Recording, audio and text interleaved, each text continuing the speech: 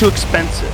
It's too expensive to leave versus what you would save, and the regulations that you wouldn't have to go through, and all the bullshit with all the permits and all the.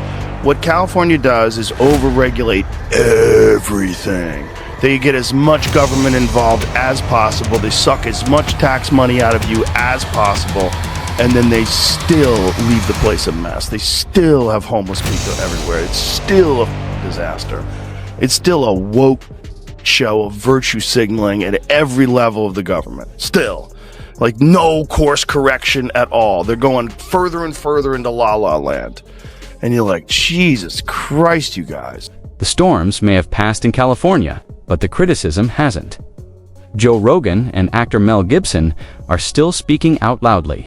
On a recent episode of Rogan's podcast, the two didn't hold back, blaming Governor Gavin Newsom for what they see as poor leadership during the crisis. They believe he needs to be held responsible. If you're interested in honest, straight-shooting political commentary, this conversation is worth a listen. State is just so poorly managed. It's so frustrating and confusing, and then he gets on TV and pretends like everything's great. Mm-hmm. And California's the best. We have the best state. We have the most amazing economy. And like, you're out of your mind, dude. You've ruined this state. Like, personally ruined it. Joe Rogan didn't hold back when talking about California Governor Gavin Newsom.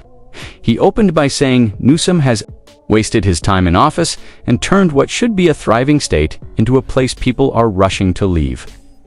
Rogan, who moved out of California in 2020, blamed the state's cancel culture and growing intolerance for open conversation.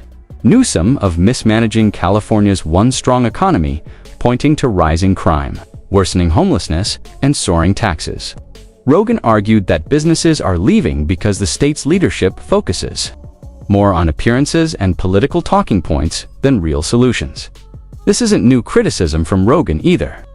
During the pandemic, he was outspoken about how Newsom's policies hurt small businesses and made a tough situation even worse. No one who is alive today had ever experienced a true pandemic. And I'm hoping that now that this is over, people are going to, recognize that some serious errors were made and not repeat those. That's the best you can get out of it. So what do you tell those people? Vote Republican. Joe Rogan finally hit his limit with the way Democrats handled the pandemic, especially California Governor Gavin Newsom. Rogan said the lockdowns did more harm than good. Small businesses were crushed, mental health took a nosedive, and kids, especially from low-income families, missed out on school for months. Even though the risk of spreading the virus was low. To him, the strict mask rules felt more like political theater than real science. What bothered him most was how anyone who questioned the narrative got shut down. No debate, no discussion, just silence. Rogan didn't hold back on Newsom either. He said California had all the tools to succeed, but ended up falling apart under his leadership. Businesses closed, people left the state, and personal freedoms were pushed aside. Even during the recent wildfires, Rogan stayed critical, saying the failures go beyond COVID to him. This isn't just about a virus. It's about failed leadership, too much control, and not enough common sense. And he's done staying quiet about it. And he's talking about land use. The development plan. Watch this. Play this. I was just talking to Josh Green, the governor of down in Hawaii, who had some ideas about some land use concerns he has around speculators coming in, buying up properties, and the like. So we're already working with our legal teams to move those things forward, and we'll be presenting those in a matter of days, not just weeks.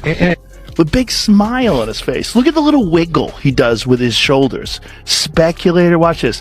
Talking to Josh. Look at this. Look at this little wiggle. It's excited about the possibilities of speculators coming in. And he's saying we're move forward. We're going to move forward on that. These people lost their homes. You can see why Joe Rogan is urging Californians to consider voting Republican. For him, it's not about party politics.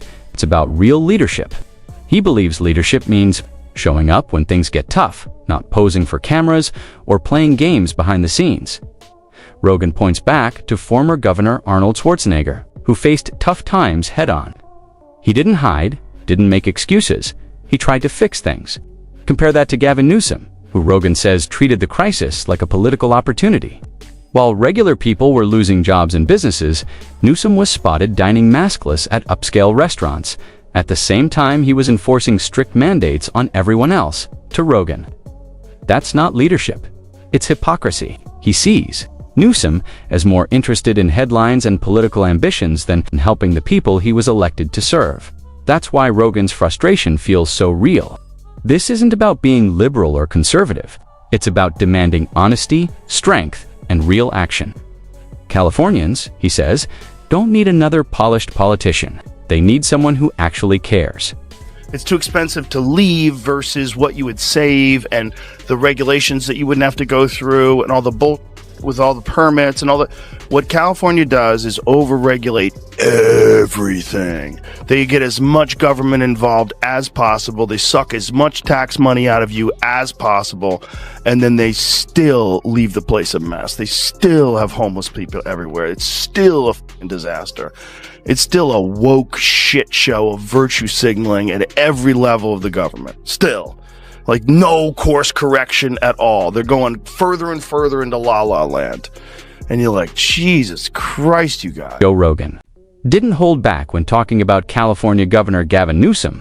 He accused Newsom of wrecking the state's small business environment, turning California from a land of opportunity into a place entrepreneurs are running from.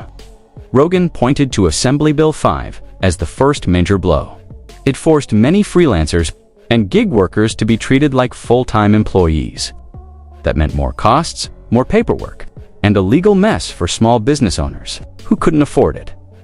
Then came the $20 minimum wage for fast food workers.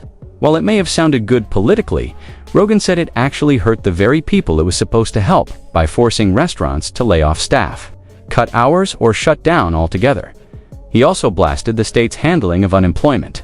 During the pandemic, billions were lost to fraud, and now small businesses are being hit with higher payroll taxes to cover the damage taxes they never agreed to.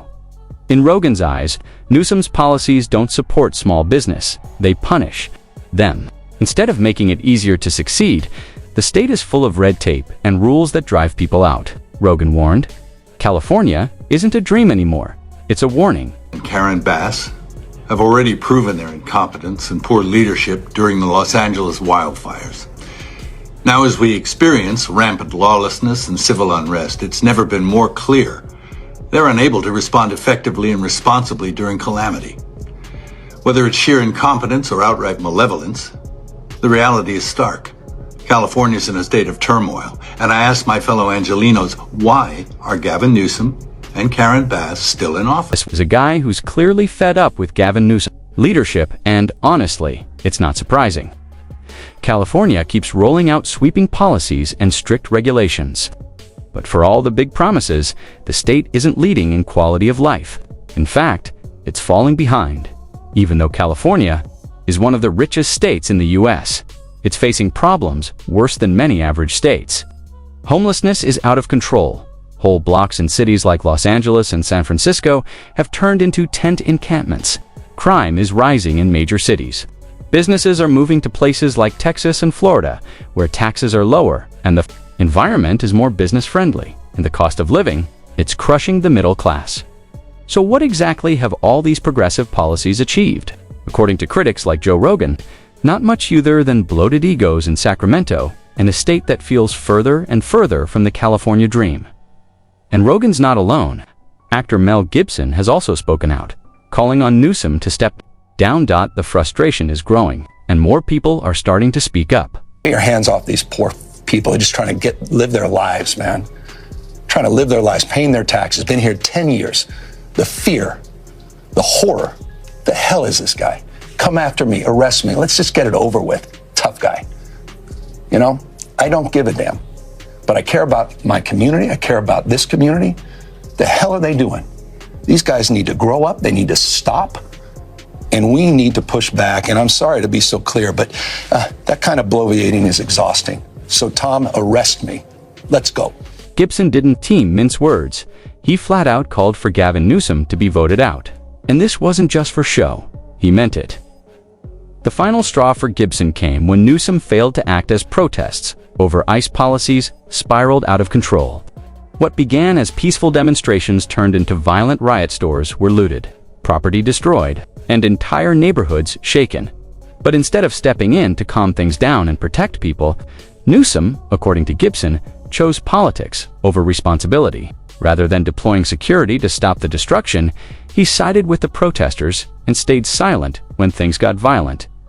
To Gibson, this wasn't just poor leadership, it was a complete failure to do the basics. Californians weren't asking for a crackdown, they just wanted safety, stability, and a governor who would stand up for them. But in Gibson's view, Newsom couldn't even deliver that, and instead of addressing the chaos or fixing the damage, Newsom was busy playing political games, challenging border states and provoking critics. While everyday Californians were left to deal with the fallout. You're a fool blaming Trump. What are you doing for this destruction of these animals destroying Los Angeles? Are you there, talking calmly with them, you fool? They would burn you down like they're burning the cars and the American flag with no regard for humanity. This is not about Trump. This is about protecting the people from these animals and criminals trying to destroy us. And our police force, are they supposed to stand there, let rocks hit them and kill them? Who's going to save them? You? You're a disgrace.